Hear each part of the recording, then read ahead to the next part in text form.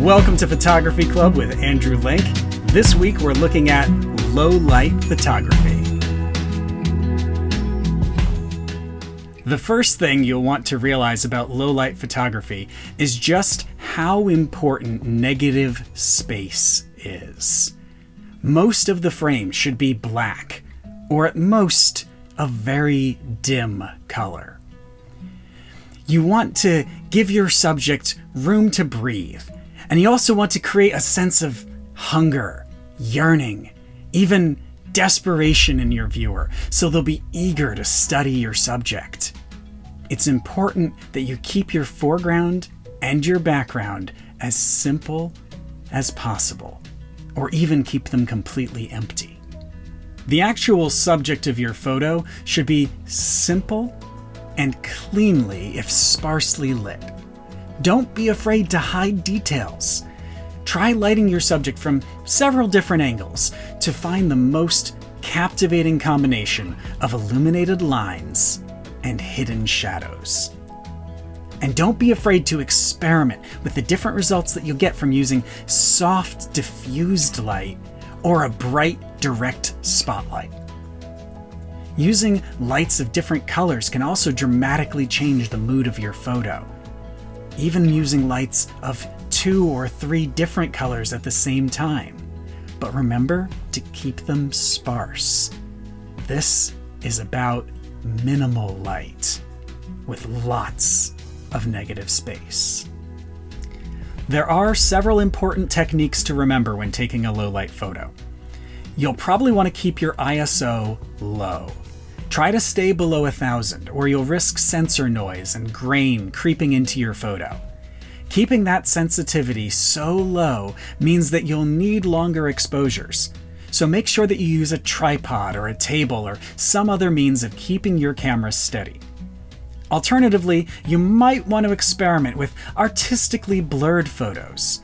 But in that case, be prepared to take many, many photos until you've captured exactly the kind of blur that you want. Water, stars, people dancing while holding lights, all of these things can look amazing in low light photos. Remember that a low f-stop number means that your aperture is more open, and that allows more light into a camera, even though it also allows more blur outside of your focal point. If you're actually taking photos in the dark, use a low f-stop to let more light in. If you're trying to take low light photos in more of a dim setting, use a high f-stop to decrease your aperture and let less light into the camera. But you'll still probably need to play with your exposure and contrast after taking the photo. There is a temptation in all artistic endeavors to overcomplicate things. Resist this. Photography is essentially the art of capturing the interaction of light and dark with the physical world. When there is very little light, fewer details can be captured. Don't fight this. Simplify your ideas and really try to tell a simple but striking story with your low light photos. If you have an eye for design or architecture, you've probably encountered situations where you can't quite capture the scene that you picture in your mind because there are too many sharp edges or complex shapes intruding on the subject that your eyes want to focus on. Take this challenge as an opportunity to explore these artistic visions. Try capturing just the part of the scene that you really want. Then reduce the exposure of your photo, up the contrast, and add a strong vignette around the edges. Once you've done that, you can add extra black to the edges of your photo, letting you reframe the subject to an appropriate rule of thirds point. You might be surprised at the results.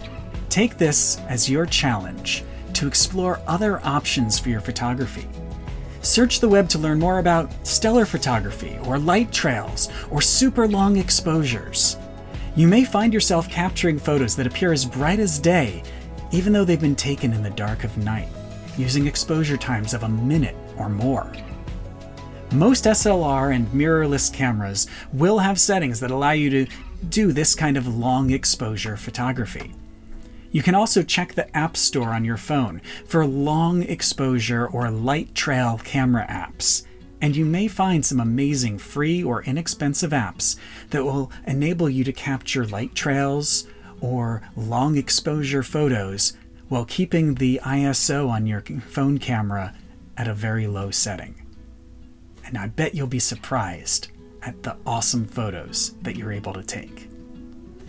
Thank you for watching. Now go out there and take some amazing photos.